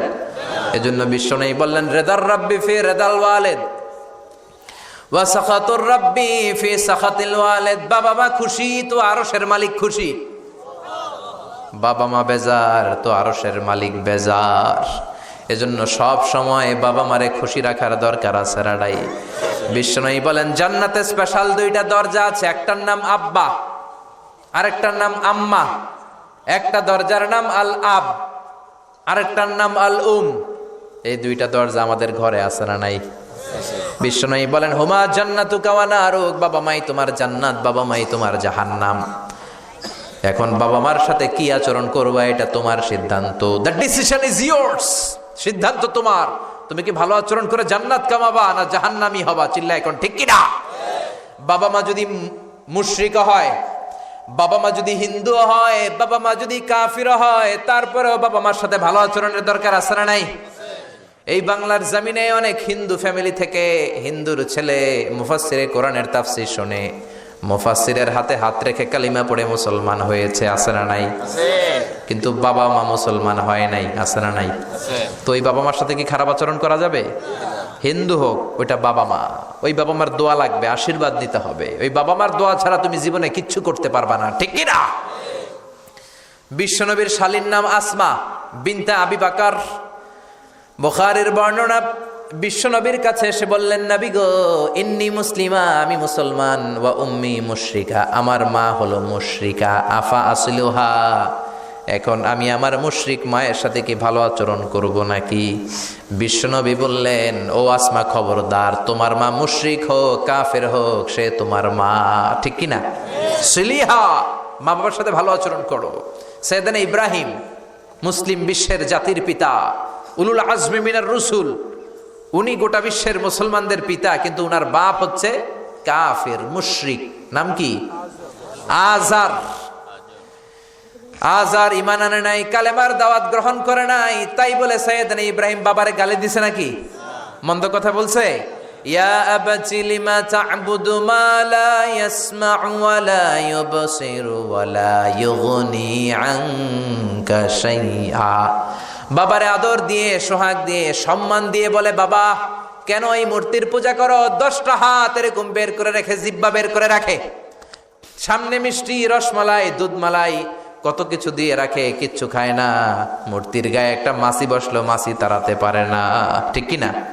কেন এই মূর্তির পূজা করেন? যে এই মূর্তি কানে শোনে না, চোখে দেখে না। বাবারে বুঝালেন, কিন্তু বাবারে গালি দেয় নাই। তার মানে বাবা যদি মুশরিক হয়, বাবা যদি কাফির হয়, বাবা যদি হিন্দু হয়, তারপরেও বাবার দোয়া নিতে হবে, ঠিক কিনা? বাবা মা দোয়া করলেও কবুল, বদদোয়া করলেও। শুধু দোয়া করলে যদি কবুল হইতো তাইলে তেমন ঝামেলা ছিল না, দোয়া করে না তো কি হইছে? কিন্তু বদদোয়া করলেও তো কবুল, দোয়া করে না, যদি বদদোয়া করে মুসিবত আছে না নাই? বাবা মার ছেলে মেয়েদের দৃষ্টান্ত তরমুজ আর ছুরির মতো। বাবা মা হলো ছুরি, ছেলে মেয়ে তরমুজ। তরমুজ নিচে রেখে উপর থেকে ছুরি মারলে তরমুজ কেটে যায়, আবার ছুরি নিচে ধরে রেখে উপর থেকে তরমুজ ফেললেও তরমুজ কেটে যায়। উভয় অবস্থায় তরমুজের ক্ষতি হয়, ছুরির কিছু হয় নাকি? কথা বুঝতে পেরেছেন? এজন্য বাবা মা অনেক বড় নেয়ামত। বিশ্বনবী বললেন, 3 জিনিসের দিকে নজর করা মাত্রই সওয়াব দেয় কে? 1 নম্বরে নাযার ইলাল মুসহাফ, কোরআনের দিকে তাকানো মাত্র সওয়াব। 2 নম্বরে নাযার ইলাল কাবা, কাবার দিকে তাকানো মাত্রই সওয়াব। 3 নম্বরে নাযার ইলা ওয়াজহিল ওয়ালিদাইন, মাতা পিতার চেহারার দিকে রহমতের নজরে তাকালে কবুল হজের সওয়াব দিবে কে? এখানে হাজী সাহেব আছেন না অনেক? 3 লাখ, 4 লাখ, 5 লাখ দিয়ে হজ করে আসছেন। তো বুকে হাত দিয়ে কেউ বলতে পারবেন, হুজুর আমি 100% আমার হজটা কবুল হয়েছে? কেউ গ্যারান্টি দিতে পারবেন? গ্যারান্টি নাই। কিন্তু মায়ের চেহারার দিকে রহমতের নজর নিয়ে তাকালে, ছোটবেলা আমার মারে আমি কত কষ্ট দিলাম, কত কষ্ট করে ফ্যামিলিটা সামলাতে, যে আমার জনম দুঃখিনী মা, কথাগুলো ভেবে মায়ের চেহারার দিকে একটা নজর দেন। কবুল হজের সওয়াব আপনার আমল নামায় দিয়ে দিবে কে? এক সাহাবী বললেন, নবী ওয়ালাউ মি আমাররা, যদি আমি দিনে 100 বার তাকাই তাহলে কি 100টা কবুল হজের সওয়াব হবে নাকি? বিশ্বনবী বললেন, নাম ওয়ালাউ মি আমাররা, 100 বার যদি রহমতের নজরে তাকাও 100টা কবুল হজের সওয়াব হয়ে যাবে। চিল্লায় পড়েন আল্লাহু আকবার। আবার বিশ্বনবী বলতেন, 3 ব্যক্তির দোয়া আল্লাহ ফেরায় না। সালাসু দাওয়াতিন মুস্তাজাবা লা শাক্কা ফিহিন্না, 3টা দোয়া করলেই কবুল। 1 নম্বরে দাওয়াতুস সাইম, রোজাদার ব্যক্তি দোয়া করলে কবুল করে কে? 2 নম্বর দাওয়াতুল মুসাফির, মুসাফির দোয়া করলে কবুল করে কে? 3 নম্বর দাওয়াতুল ওয়ালিদাইনি লিওয়ালাদিহি, মাতা পিতার দোয়া ছেলে মেয়েদের জন্য কবুল করে কে? মাতা পিতার দোয়াও কবুল, বদদোয়াও। যুবক ভাইরা সাবধান, বদদোয়াও কবুল। বুখারীর বর্ণনা, বনি ইসরাইলের একজন বড় আবিদ ছিল, নাম জুরাইজ। কি নাম? সবাই বলেন, আরো জোরে বলেন, কি নাম? জুরাইজ অনেক বড় আল্লাহর ওলি, পাহাড়ের উপরে তার বাড়ি। সারা রাত তাহাজ্জুদ গুজার হয়। তার গির্জার পাশে তার মায়ের ঘর। তাহাজ্জুদ গুজার হতে হতে বড় আল্লাহর ওলি হয়েছে। তাহাজ্জুদ পড়া ছাড়া ওলি হওয়া যায় নাকি? জোরে বলেন। ওমিনাল লাইলি ফাতাহাজ্জাদ বিহি নাফিলাতাল লাকা আসা আন ইয়াবআসাকা রাব্বুকা মাকামাম মাহমুদা। তাহাজ্জুদের নামাজ পড়লে আপনার মর্যাদা বাড়িয়ে দিবে কে? আল্লাহ। উনি প্রতি রাতে তাহাজ্জুদ পড়তেন। শুনতেছেন না? জিমানি আসছে আপনাদের? প্রতি রাতে তাহাজ্জুদ পড়তেন। একদিন তাহাজ্জুদের নামাজে দাঁড়ালেন, আল্লাহু আকবার। ইন দ্য মিন টাইম উনার মা পাশের ঘর থেকে ডাক দিয়েছে, বাবা জুরাইজ, ইয়া জুরাইজ আশরিবনি মোয়া, আমার একটু পানি খাওয়া। কি খাওয়া? রাতের বেলা মাঝে মাঝে বয়স্কদের পানির তৃষ্ণা লাগে না? ও বাবা পানি খাওয়া। জুরাইজ মনে মনে ভাবে, হায় হায়, আমি তো নামাজে দাঁড়ানো, নামাজ পড়বো নাকি, মারে পানি খাওয়াবো। মনে মনে ভাবলো নামাজটা শেষ করে নেই, তারপরে মায়ের কাছে যাই। কিছুক্ষণ পরে আবার তার মা ডাকে, ইয়া জুরাইজ, ও জুরাইজ পানি খাওয়া। আবার জুরাইজ মনে মনে বলে, নামাজের পরে যাব, নামাজটা শেষ করি। কিছুক্ষণ পরে আবার মা ডেকে ওঠে, জুরাইজ। জুরাইজ মনে মনে ভাবে, এই তো নামাজ শেষ, এখনই যাব, এখনই আমার জনম দুঃখিনী মারে পানি খাওয়াবো। কিন্তু মায়ের সহ্য হয় নাই, মায়ের মনে কষ্ট চলে আসছে। মা তার অন্তরে ব্যথা পেয়ে বদদোয়া করে ফেলছে। কবুল করে নিছে কে? আল্লাহ। তা আপনার আল্লাহর ওলি না মুফাসসিরে কোরআন না হাফেজে কোরআন, ইট ডাজন্ট ম্যাটার, এটা কোনো বড় বিষয় না। মা হাত তুলে কিছু কইলেই কবুল। সুবহানাল্লাহ কইতে পারলেন না? বুলেট মারলে মিস হয়, ড্রোন হামলা করলে মিস হয়, মিসাইল মারলে মিস হয়, আণবিক বোমা মারলে মাঝে মাঝে মিস হয়। মায়ের দোয়া মিস হয় নাকি? জোরে বলেন। দোয়া করা মাত্র, দোয়া কিংবা বদদোয়া মুহূর্তেই কবুল করে নেয় কে? মা বদদোয়া করলেন। বুখারীর বর্ণনা, আল্লাহুম্মা লা তুমিথু ইল্লা আনতুরিয়াহুল মুমিসাত, ও আল্লাহ বেশ্যা নারীর ফিতনায় না ফেলে জুরাইজকে মেরো না। কবুল করলো কে? আল্লাহ। 3 দিন পর এক বেশ্যা নারী এসে হাজির। দরজায় নক করতে শুরু করেছে। জুরাইজ দরজা খোলো। খোলার পরে বেশ্যা নারী বলে, দেখো আমি কত সুন্দরী, অনন্যা, সুস্নিগ্ধা, প্রিয়ংবদা, সুহাসিনী, সুকেশিনী, অসূর্যম পশ্যা, কাক পক্ষী টের পাবে না, পৃথিবীর কেউ দেখবে না, চলো আমরা অপকর্মে লিপ্ত হই। জুরাইজ বলে, মাআদাল্লাহ, আমি আল্লাহরে ভয় পাই, আমার এইখান থেকে দূর হয়ে যাও। জুরাইজের কাছে সুবিধা করতে পারে নাই। না পেরে বেশ্যা পাহাড় থেকে নেমে এসে দেখে এক রাখাল সারাদিন ছাগল চরানোর পর ক্লান্ত শ্রান্ত হয়ে ঘুমাইতেছে। রাখাল রে উঠায় বলে, দেখো আমি সুন্দরী। রাখালকে পাইছি তোরে। রাখাল রাজি হয়ে গেছে। বেশ্যার রাখাল মিলে জিনা ব্যভিচার করেছে, অপকর্মে লিপ্ত হয়েছে, অবৈধ শারীরিক সম্পর্কে জড়িত হয়েছে। তাদের এই অবৈধ সম্পর্কের ফলে বেশ্যার পেটের ভেতরে বাচ্চা দিয়ে দিছে কে? আল্লাহ। দিন যায়, মাস আসে, মাস গড়িয়ে মাস আসে, বছর আসে, 3 মাস পরে বেশ্যার পেটটারে এত উঁচা কইরা দিছে কে? আল্লাহ। এলাকার লোকেরা ধরছে, কিরে তোর তো বিয়ে হয় নাই, বাচ্চা পাইলি কই? প্রশ্ন আছে না নাই? You didn't get married yet. From where did you get the baby? বাচ্চা পেলি কোথায়? তোর স্বামী নাই, তোর বিয়ে হয় নাই, তোরে তো আমরা চিনি এলাকার মেয়ে, বাবু পেলি কই? তোর পেট বড় হইলো কেন? বেশ্যা বলে, ওই যে আল্লাহর ওলি জুরাইজ আমার সাথে অপকর্ম করেছে, আমার পেটের বাচ্চার বাবা হলো আল্লাহর ওলি জুরাইজ। কথাটা কি সত্য না অসত্য? কত পার্সেন্ট মিথ্যা? 100% মিথ্যা। সবাই কয় কিরে জুরাইস, এতদিন ভাবতাম তুই আল্লাহর ওলি, এখন দিই ভণ্ড। উপর দিয়ে ফিটফাট, ভিতর দিয়ে সদরঘাট। তোর সদরঘাট আজকে খুলতেছি। এলাকার লোকেরা লাঠি চোটা নিয়ে ওর গির্জার উপরে যে সবাই ধরছে, কিরে তোর উপর মে পাক সাফ, আন্দার মে খালাত মালাত, তোর বাইরে এত বড় লম্বা জুব্বার, ভিতরে এত ভেজাল, ঘটনা কি? এত ঝামেলা কন তোর ভিতরে? সবাই মিলে গির্জা ভেঙে জুরাইসকে রশি দিয়ে বেঁধে জামিনে নিয়ে আসছে। জুরাইস কয় আমার অপরাধ কি? অপরাধটা বলো। সবাই বলে তুই অপকর্ম করেছিস সেই বেশ্যার সাথে। জুরাইস কয় মাফ চাই, দোয়াও চাই, আমি তো এই বেশ্যারে চিনি না। সবাই বলে পাপ করার পরে কেউই কিছু জানে না, তোর অবস্থাও তাই, তোর ডেথ পেনাল্টি, তোরে আমরা মৃত্যুদণ্ড দেব। কি দণ্ড? কথা বলেন না। যুগে যুগে মৃত্যুদণ্ড আছে না নাই? জুরাইস বলে আল্লাহ কি বিপদে পড়লাম, জীবনে কোনো পাপ করি নাই, কোন পাপের শাস্তি তুমি দাও? জুরাইস বলে ঠিক আছে মৃত্যুদণ্ড দিও, মরণের আগে, মারার আগে 2 রাকাত নামাজ পড়ার সুযোগ দাও। জুরাইস 2 রাকাত নামাজ পড়ে চোখের পানি ছেড়ে দিয়ে আল্লাহর ডেকে বলে মাবুদ রে, আমি বেশ্যার পেটের বাচ্চারে একটা প্রশ্ন করব, তুমি যদি আল্লাহ এক হও, বেশ্যার পেটের বাচ্চার মুখের জবান খুলে দিবা? পারবে? আল্লাহ পারবে? এত ক্ষমতা আল্লাহর। 3 মাসের বাচ্চা তো এরকম গোশতের টুকরো, এটা তো মানুষই হয় নাই, কথা বলবে কেমনে? এটার মুখ দিয়ে জবান খুলে দিতে পারবে? সাইয়েদনা জুরাইস 2 রাকাত নামাজ পড়ে বেশ্যারে ডেকে বলে, ও বেশ্যা, তোর পেটের বাচ্চার বাবাকে? কয় আননে। এবার জুরাইস বেশ্যার পেটের বাচ্চার দিকে ইঙ্গিত করে ডেকে বলে, ও পেটের বাচ্চা, তোমার রব যদি আল্লাহ হয়, তোমারে আমি প্রশ্ন করব, তুমি সবাইকে জানিয়ে দাও তোমার বাবাকে। কি আজীব তামাশা, সব মানুষকে তাজ্জুব করে। বেশ্যার পেটের ভেতর থেকে ছোট্ট বাচ্চা আওয়াজ করে বলল, আনতালাস্তা আবি, আপনি আমার বাবা নন। আবি যাকা রাইল গানাম, ওই যে সিপার মধ্যে দাঁড়ায় আছে রাখাল, ওই রাখাল হলো আমার বাবা। চিৎকার করে পড়েন আল্লাহু আকবার। এত বড় আল্লাহর ওলি, সেও মায়ের বদদোয়া থেকে রেহাই পায়? তো আমরা কোথায় আছি? বদদোয়া করলে ভেজালে পড়ে যেতে হবে, রেহাই পাওয়া যাবে না। চিল্লায় এখন ঠিক কিনা? এজন্য খবরদার এমন আচরণ করব না যাতে বদদোয়া পাই। মা বাবার দোয়া নিব। কি নিব? মা বাবার খেদমত করব, তাদের কাছ থেকে দোয়া নিব। খবরদার মা বাবাকে হাদিয়া দিব। অনেকে মা বাবারে হাদিয়া না দিয়া এদিক সেদিক হাদিয়া দেয়, আছে না নাই? মাজারের উপরে যাইয়া মশারি টাঙ্গায়, ওর মায়ের মশায় কামড়ায়, ওর বাপের মশায় কামড়ায়, এরকম ডাকাইত, আছে না নাই? এজন্য আল্লাহ বললেন খবরদার, ওয়াবিল ওয়ালিদাইনি ইহসানা, মাতা পিতার খেদমত করবা, মাতা পিতার সাথে ইহসান করবা, তাদের কাছ থেকে দোয়া নিবা।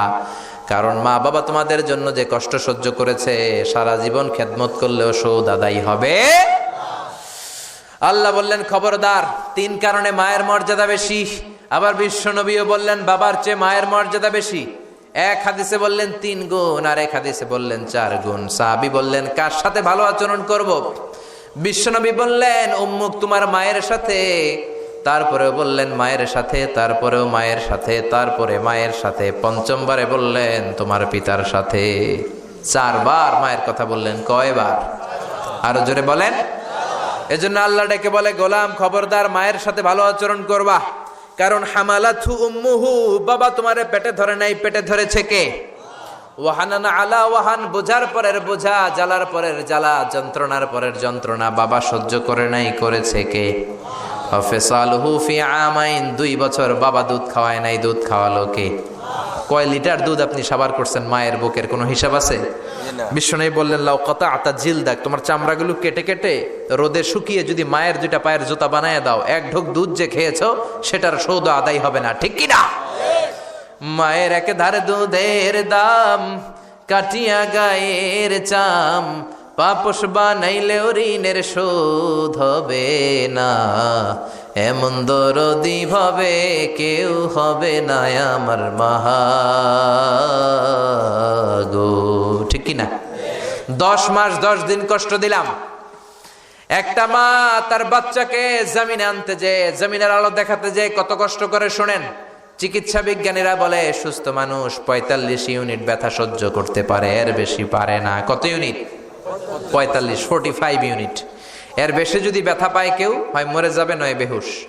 আমার আর আপনার মা আমাকে আর আপনাকে জন্ম দিতে যে 57 ইউনিট ব্যথা সহ্য করেছিল ডেলিভারির দিন। 57 ইউনিট, 57 ইউনিট প্লাস, তার চেয়েও বেশি। যেটা কোনো অ্যাক্সিডেন্টে আপনার দেহের 20টা হাড্ডি একসাথে ভেঙে গেলে যত ব্যথা, এর চেয়েও বেশি ব্যথা। সুবহানাল্লাহ কইতে পারলেন না? এজন্য আল্লাহ বললেন, খবরদার মা বাবার সাথে খারাপ আচরণ করো না। মা বাবার সাথে খারাপ আচরণ করলে যত বড় আল্লাহর ওলি হও কাজ হবে না। বিশ্বনবীর এক সাহাবী নাম হলো আলকামা। কি নাম? মৃত্যুর আগে দিয়ে আলকামার মুখ দিয়ে কালেমা বেরোয় না।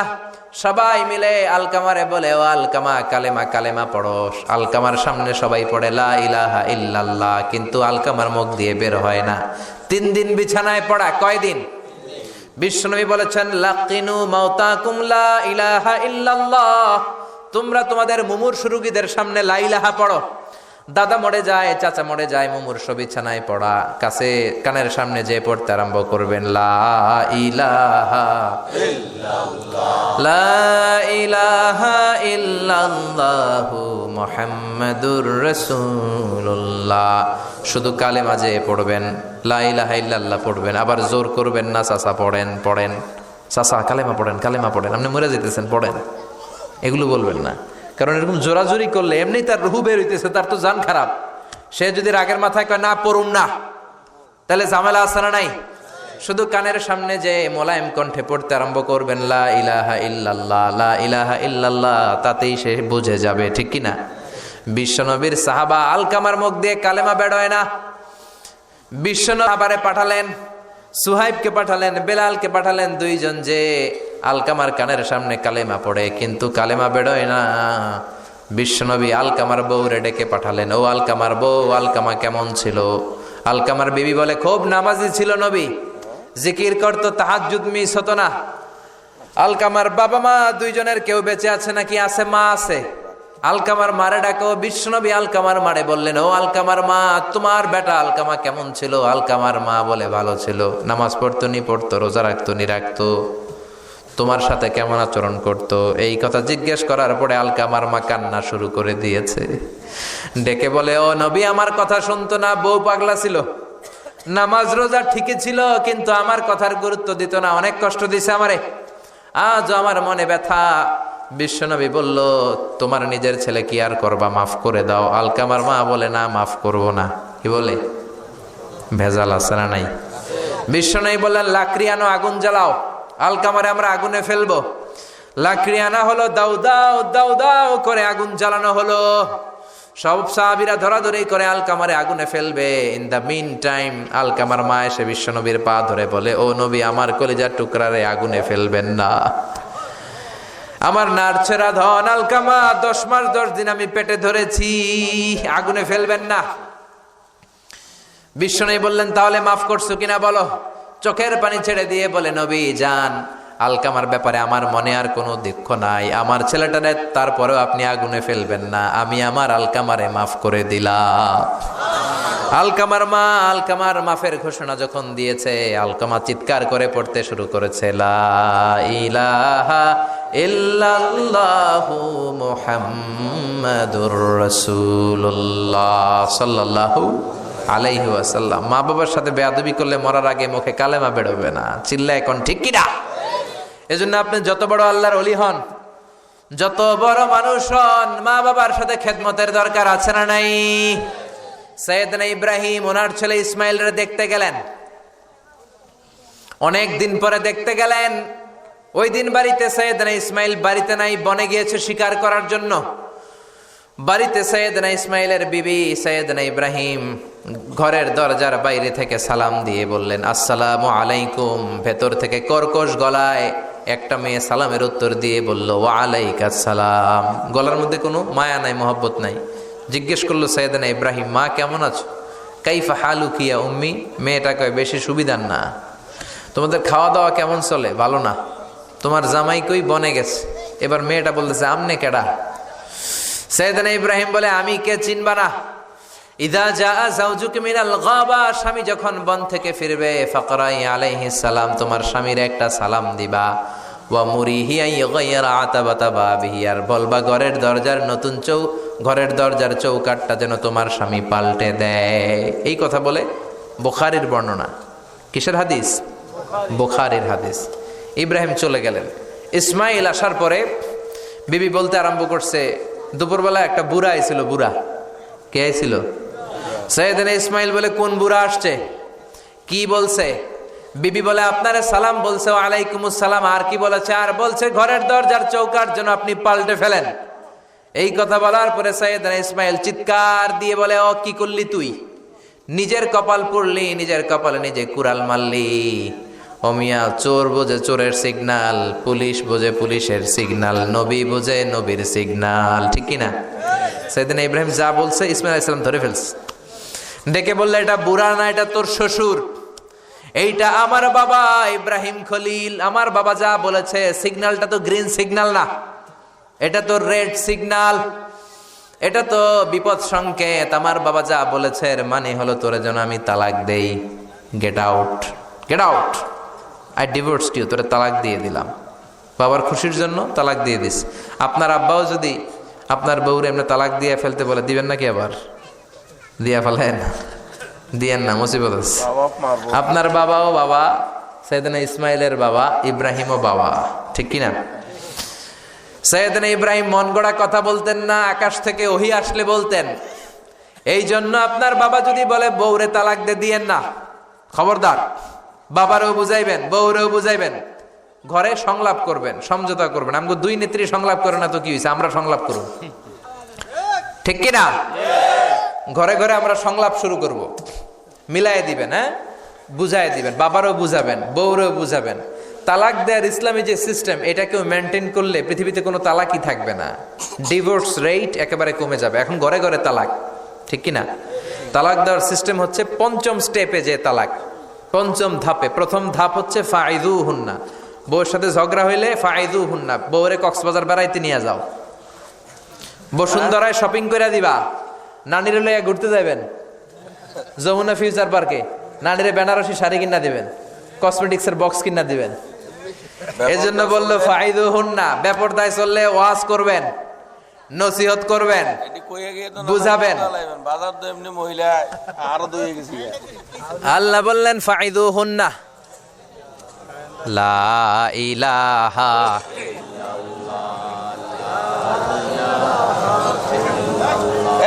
না, কোরআন করেন, মজা লাগে না? লা ইলাহা, অনেক রাত হয়েছে, জেনারেটর দিবে নাকি? হ্যাঁ হ্যাঁ, জেনারেটর দেয় না কেন?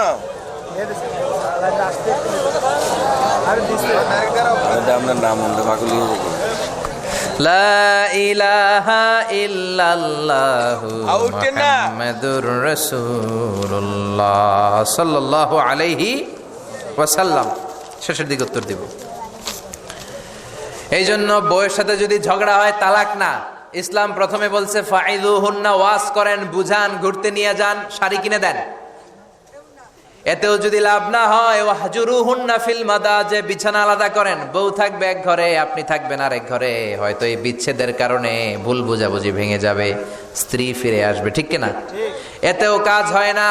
তারপরে আল্লাহ বললেন ওয়াদ্রিবুহুন্না, এবার একটু শাসন করেন। ঘুরতে নিলেন, কাজ হয় না, শাড়ি কিনা দিলেন, কাজ হয় না, রোম আলাদা করলেন, এরপরও কাজ হয় না, এরপর ওয়াদ্রিবুহুন্না, শাসন করেন। অনেকে এটার অর্থ করে বউরে পিটাও না, পিটানো না। বিশ্বনবী কোনোদিন বউয়ের গায়ে হাত দেয় নাই, ঠিক কিনা?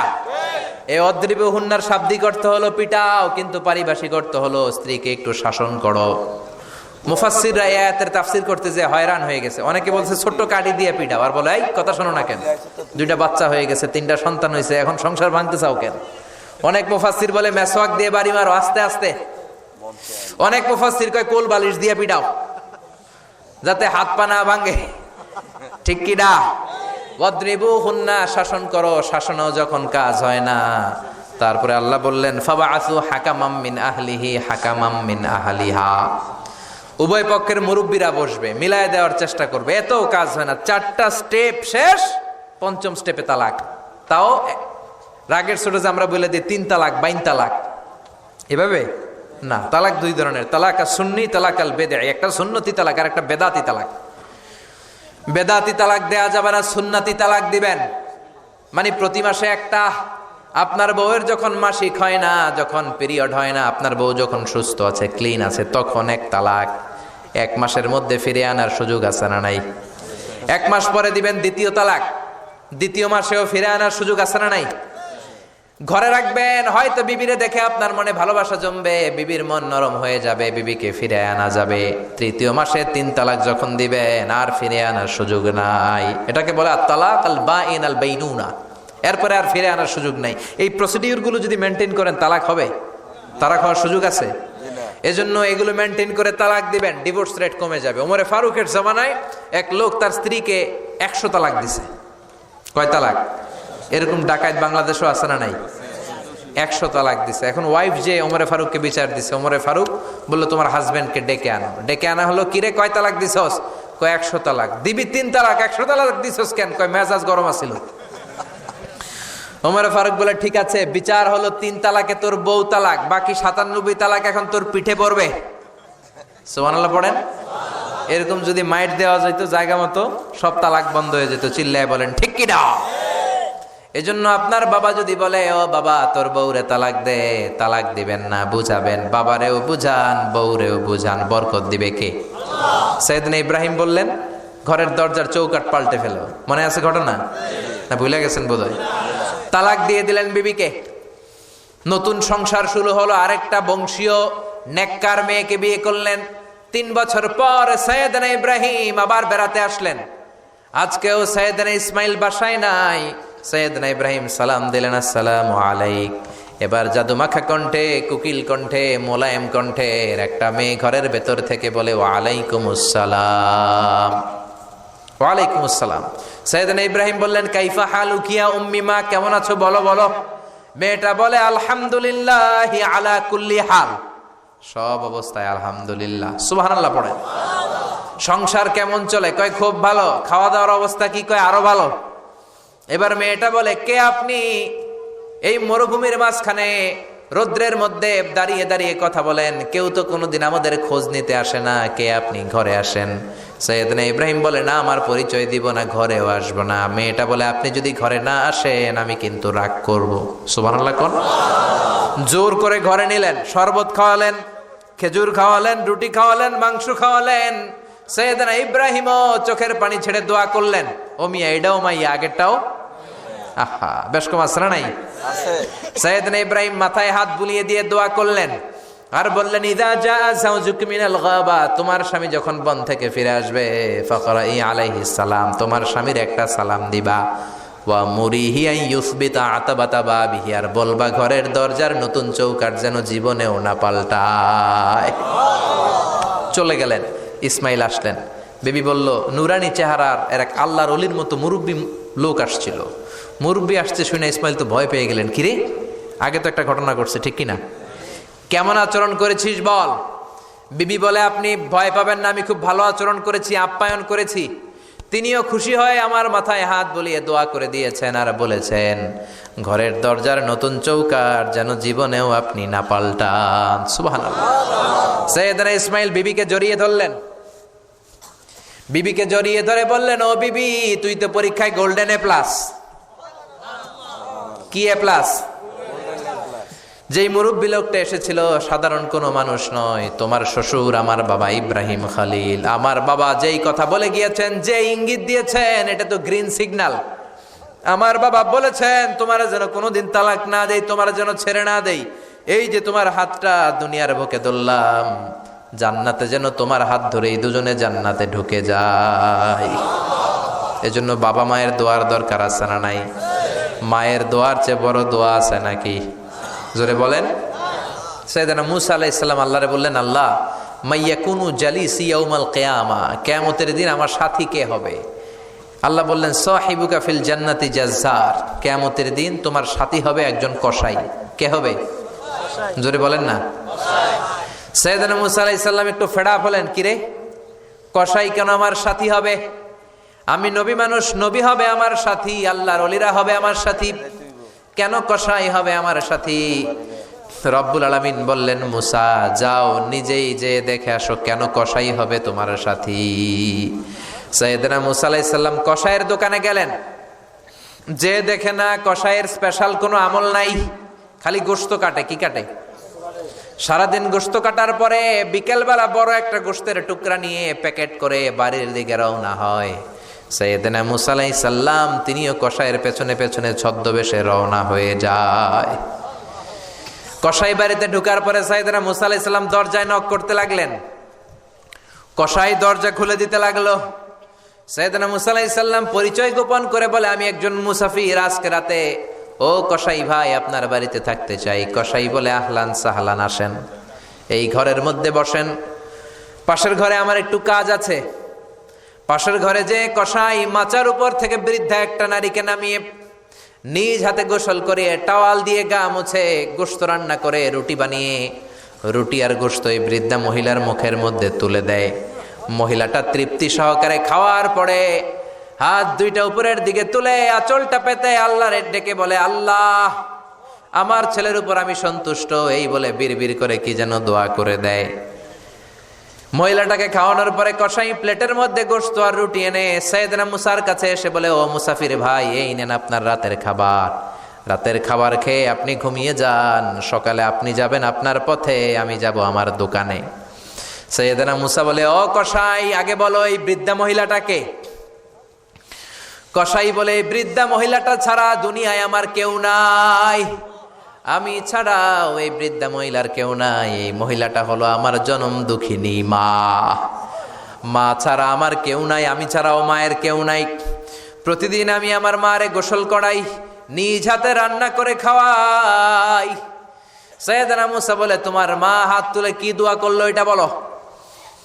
কসাই বলে, আমার মা প্রতিদিন রাতে খুশি হয়ে একটা পাগলা দোয়া করে, গত কয়েক বছর ধরে এই দোয়াটা করছে, অনেক বছরের দোয়া, আমি জানি কোনো দিন এই দোয়াটা কবুল হবে না। সাইয়েদনা মুসা বললেন, কি দোয়া?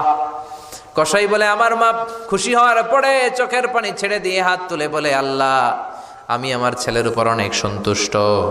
শুনেছি এই জামানার বনি ইসরায়েলের সবচেয়ে বড় পয়গম্বর, তার নাম নাকি মুসা কালিমুল্লাহ। আমি তোমার কাছে দোয়া করে গেলাম, আমার ছেলেরে তুমি ওই মুসা নবীর সাথে জান্নাতে ঢুকাইয়া দিবা। মুসা আলাইহিস সালাম বলে, কানেকশন তো এই জায়গায়, আসল কানেকশন তো এখানে, এটা তো মায়ের দোয়ার বরকত। আল্লাহু আকবার। এজন্য মায়ের দোয়ার বরকতে কসাইকেও নবীর সাথী বানিয়ে দিয়েছে কে? বিশ্বনবী বাবা মার আদর পায় নাই, জন্মের আগেই বিশ্বনবীর বাবা নাই।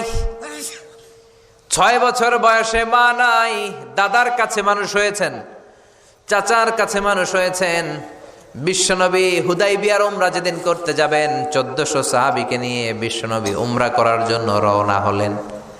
পথিমধ্যে আবওয়া নামক জায়গার মধ্যে বিশ্বনবীর মায়ের কবর। বিশ্বনবীর মায়ের নাম কি? তোরা দেখে যা আমিনা মায়ের কোলে, মধু পূর্ণিমারি সেথা চাঁদ দোলে, যেন উষার কোলে রাঙা রবি দোলে। তোরা দেখে যা আমিন কোলে, কুল মখলুকে আজি ধ্বনি উঠে কে লই, কালিমা শাহাদাতের বাণী ঠোঁটে কে লই। পরে দুরুদ ফেরেশতা বেহেশতের দুয়ার খোলে, তোরা দেখে যা আমিনা মায়ের কোলে। ঠিক না? মায়ের কবর বলল সামনে, জায়গার নাম আবওয়া, ছোট্ট একটা টিলা। 1400 সাহাবীদের দিকে তাকিয়ে বিশ্বনবী বললেন, ও সাহাবারা, এটা আমার মায়ের কবর। আমি আল্লাহর কাছ থেকে অনুমতি পেয়েছি মায়ের কবর জিয়ারত করার, তোমরা যারা জিয়ারত করতে চাও আসো। 1400 সাহাবী বলে, আমরাও আপনার মায়ের কবর জিয়ারত করব। বিশ্বনবী 1400 সাহাবীরে বললেন, জিয়ারত করার সময় কেউ কিন্তু কান্নাকাটি করতে পারবা না। 1400 সাহাবীকে কান্নাকাটি করতে নিষেধ করে বিশ্বনবী যখন নিজের মায়ের কবরের সামনে দাঁড়ালেন, বিশ্বনবী ছোট্ট বাচ্চার মতো হাউমাউ করে কান্না শুরু করে দিলেন। বিশ্বনবীর কান্না দেখে 1400 সাহাবাও কান্না শুরু করে দিল। বিশ্বনবী 1400 সাহাবীদের দিকে তাকিয়ে ধমক দিয়ে বলে, তোমরা কাঁদো কেন? সাহাবারা বলে, নবী আপনাকে আমরা অনেক ভালোবাসি, আপনারে কাঁদতে দেখলে আমাদেরও কান্না আসে। আপনার চোখ দিয়ে দার দার করে পানি নামতে দেখলে আমরা আমাদের দুটি চোখ আর শুকনা রাখতে পারি না। বিশ্বনবী বললেন, আদ্রাকাতনি রাহমাতুহা ফাবাকাইতু, আমার ছোটবেলার স্মৃতি মনে পড়েছে, আমার মা যে আমারে আদর করেছে ওই স্মৃতিগুলো আমার মনে পড়েছে। আমার মা আমেনা আমারে জাইতুনের তেল মালিশ করে দিত গায়ে। আমার মা আমেনা আমারে জামা পরিয়ে দিত, কোলে নিত, আদর করত, চুমু খেত। ওই স্মৃতিগুলো আমার মনে পড়েছে, তাই আমি কাঁদি, তোমরা কাঁদো কেন? বিশ্বনবী মায়ের আদর পায় নাই, কিন্তু মায়ের কবরের সামনে দাঁড়িয়ে ছোট্ট বাচ্চার মতো কেঁদেছে। এজন্য মায়ের দোয়ার দরকার আছে না নাই? বিশ্বনবী কানা ইউকাসিমুল আহমান ফিল জিআররানা, জিআররানা নামক জায়গার মধ্যে বিশ্বনবী কুরবানির গোশত বিতরণ করছেন। কিসের গোশত? বাংলাদেশে কুরবানির গোশত বিতরণ হয় কি হয় না? জোরে বলেন। বিশাল লম্বা লাইন। বিশ্বনবী লাইনের মধ্যখান থেকে বৃদ্ধা একটা নারীকে আলাদা করে নিয়ে আসলেন। বিশ্বনবী নিজের গায়ের চাদরটা বিছিয়ে দিলেন, মহিলাটারে বসালেন, বড় একটা গোশতের টুকরা দিলেন, প্যাকেট দিলেন। বৃদ্ধা মহিলাটাও বিশ্বনবীর মাথার মধ্যে হাত বুলিয়ে দিয়ে দোয়া করে গেল। সাহাবীরা বললেন, ইয়া রাসূলুল্লাহ, ইয়া হাবিবাল্লাহ, হাজার হাজার মানুষ, কাউকে তো লাইন থেকে আলাদা করলেন না, কে এই বৃদ্ধা মহিলা? কেন এই মহিলারে নিজের চাদরের উপরে বসতে দিলেন? বিশ্বনবী বললেন, জন্মের আগে আমি বাবা হারালাম, 6 বছর বয়সে মাকে হারিয়েছি, মায়ের বুকের দুধ আমি খেতে পারি নাই। যেই মহিলাটারে আমার চাদরের উপরে বসতে দিলাম, এই মহিলাটা হলো আমার দুধ মা হালিমা, বনু সাদ গোত্রের হালিমা। এই হালিমার বুকের দুধ খেয়ে আজকে আমি তরতাজা নবী মুহাম্মদ। চিল্লায় কোন আল্লাহু আকবার। এজন্য মা বাবার দোয়ার দরকার আছে না নাই? কখনো মা বাবার সাথে বেয়াদবি করা যাবে না, গরম আওয়াজে কথা বলা যাবে না, উচ্চবাচ্য করা যাবে না, কোমল আচরণ করতে হবে, মা বাবার দোয়া নিতে হবে। কোনো কারণে মা বাবার সাথে যদি ঝগড়া হয়, বাক বিতণ্ডা হয়, আজকের মাহফিলের পরে মা বাবার পা ধরে আমরা ক্ষমা চাবো। রাজি আছেন? সবাই রাজি আছেন? কেউ যদি মা বাবার পা ধরে ক্ষমা চায়, মা বাবা কি ক্ষমা না করে পারে? আর আম্মা আব্বার পায়ে ধরে চোখের পানি ছাড়তে কি কোনো লজ্জা আছে? জোরে বলেন, আছে? আজকে আমরা ক্ষমা চাইব, আজকে আমরা দোয়া নিব। মা বাবার দোয়া সবচেয়ে বড় দোয়া। মায়ের দোয়া থাকলে ওই ব্যক্তি কখনো ব্যর্থ হয় না। মায়ের দোয়া, আল্লাহর রহমত, এই দুইটা যদি জিনিস যদি কারো জীবনে থাকে, সফলতা তার হাতে ধরা দিবে, ঠিক কিনা? এজন্য আল্লাহ বললেন, আমার স্পেশাল ফয়সালা দুইটা। কয়টা? ওয়াকাদা রাব্বুকা আল্লা তা'বুদু ইল্লা ইয়্যা ওয়া বিল ওয়ালিদাইনি ইহসানা। প্রথম ফয়সালা ইবাদত হবে একজনের, তিনি কে? আল্লাহ। আল্লাহ ছাড়া অন্য কারো জিকির করা যাবে? আল্লাহ ছাড়া অন্য কারো কাছে চাওয়া যাবে? আল্লাহ ছাড়া কোনো মাজারে যে সেজদা দেয়া যাবে? দ্বিতীয় ফয়সালা হলো মাতা পিতার খেদমত করতে হবে। আমরা যতটুকু পারি মা বাবার জন্য অর্থ ব্যয় করব, তাদের খেদমত করব, তাদের কাছ থেকে দোয়া নিব। আমাদের জীবনকে উজালা করে দিবে কে? আরো জোরে বলেন, কে? আল্লাহ তাআলা আমাদের সবাইকে কথাগুলো বুঝার ও আমল করার তৌফিক দান করুক। আমরা পড়ি আমিন। আরো জোরে পড়ি আমিন।